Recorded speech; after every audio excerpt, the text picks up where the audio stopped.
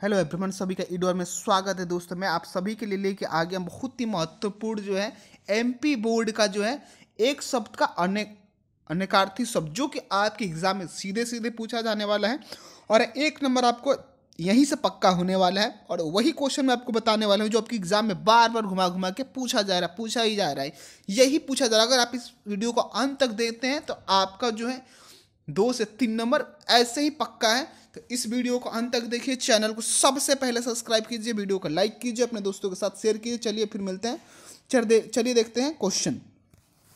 तो हमारा क्वेश्चन जो है, हमारा पहला क्वेश्चन है कि परिभाषा एक से अधिक अर्थ देने वाले शब्द अनेकार्थी शब्द कहलाते हैं। प्रसंग के अनुसार एक ही शब्द का एक अर्थ एक स्थान पर एक अर्थ और दूसरे स्थान पर दूसरा अर्थ लिया जाता है। जैसे एक अर्थ है गोद गिनती, गोद गिनती, यह क्या है? वाक्य में प्रयोग। यह एक नाटक का अंतिम अंक है, ठीक है, अंक का। अब अनेकार्थ शब्द इसका हो गया। अब चलिए देखते हैं इसका प्रयोग। अब दूसरा जो है, तुम्हें माँ के का के अंक का सुख नहीं मिला मालूम है। अब अगला जो हमारा क्वेश्चन है अर्थ, अर्थ का मतलब होता है धन, धन। अब चलिए देखते हैं अगला क्वेश्चन, मतलब यहाँ से क्वेश्चन देखते हैं आंसर क्या होगा। अगर मैं अर्थ का ये निकल गया, अर्थ का संचय कंजूसी की हद तक नहीं होना चाहिए, ये वाक्य में इसका प्रयोग किया। अब जो अगला है उत्तर, उत्तर मतलब क्या होता है? उत्तर एक दिशा होती है, उत्तर का मतलब प्रश्न का उत्तर देना। अब इसका दो है कि वह उत्तर दिशा की ओर जा रहा था। यह देखिए 2020 में पूछा गया है। उसने मेरे प्रश्न का उत्तर नहीं दिया, ये भी पूछा गया। अब चलिए देखते हैं अगला क्वेश्चन। गुरु, गुरु का मतलब होता है शिक्षक या भारी। तो अब चलिए देखते हैं गुरु। तो मेरे गुरु विद्वान हैं, ये भी है। यह तो गुरुत्तर कार्य है।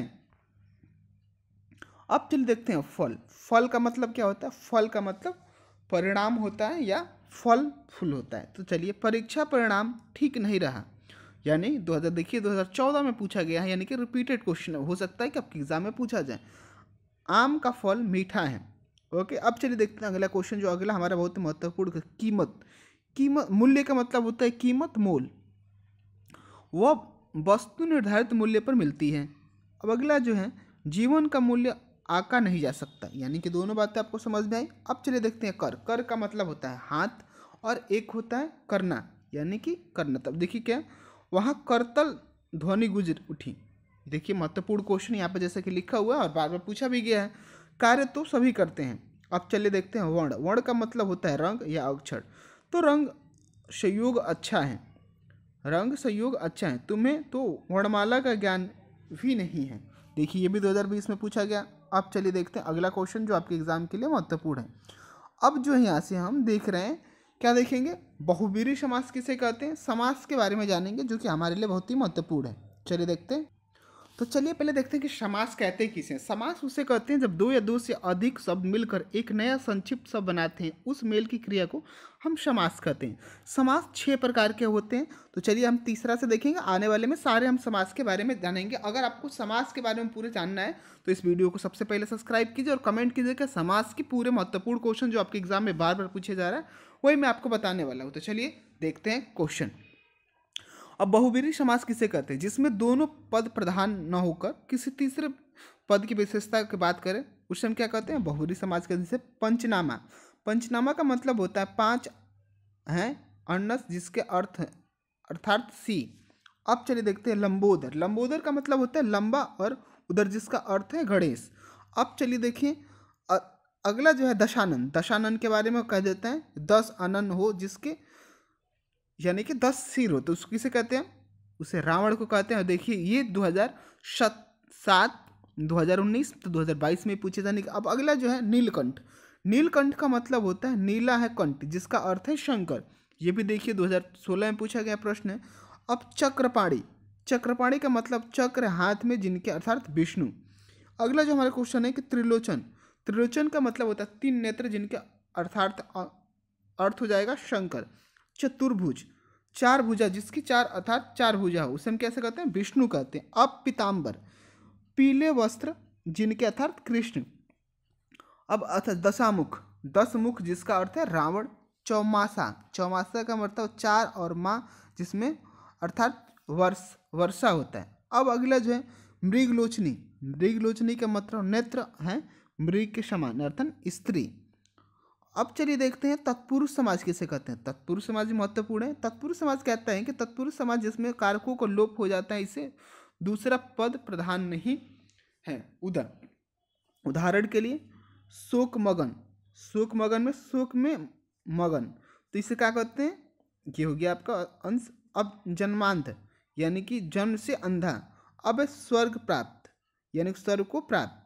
रसोई घर यानी कि रसोई के लिए घर। अब सुकृत यानी कि सूर्य द्वारा कृत। अब अगला जो हमारा आंसर है कि ऋण मुक्त यानी कि ऋण से मुक्ति। वर्षा के गीत यानी कि बरखा गीत, यानी कि देखिए 2011 में क्वेश्चन पूछा गया। अब अगला जो हमारा है देशभक्ति यानी कि देश का भक्ति, यानी कि 2019 में पूछा गया। अब यहाँ से देखते हैं अगला जो क्वेश्चन है कि जन्म से अंधा यानी कि जन्माद। गृह प्रवेश यानी गृह में प्रवेश करना। राष्ट्रपिता राष्ट्र का पिता, देखिए ये क्वेश्चन भी 2003-2007 में पूछा गया। मुँह तोड़ यानी कि मुंह को तोड़ने वाली। मार्ग व्यय यानी कि मार्ग का व्यय। अब चलिए हम देखते हैं अगला जो हमारा क्वेश्चन है, बहुत ही महत्वपूर्ण क्वेश्चन होने वाला है, और ये है कर्मधारय समास, जिसमें समास में दूसरा पद प्रधान हो या ऐसे पदों का मेल हो जिसमें विशेषण एक विशेषण है होता हो। उदाहरण के लिए चंद्रमुख यानी कि चंद्रमा विशेष है, यानी कि यहाँ से आपको समझ में आया। अब मृदुवाणी यानी कि मृदु विशेषण है। नील कमल यानी कि नील कमल का विशेषण है। अब महात्मा, महात्मा क्या है, आत्मा। विद्याधन यानी कि विद्या रूपी पीठन, रूपी धन। अब अगला जो हमारा मृदुवाणी हो गया महाराज यानी कि महान क्या है, यहाँ से विशेषण हो गया।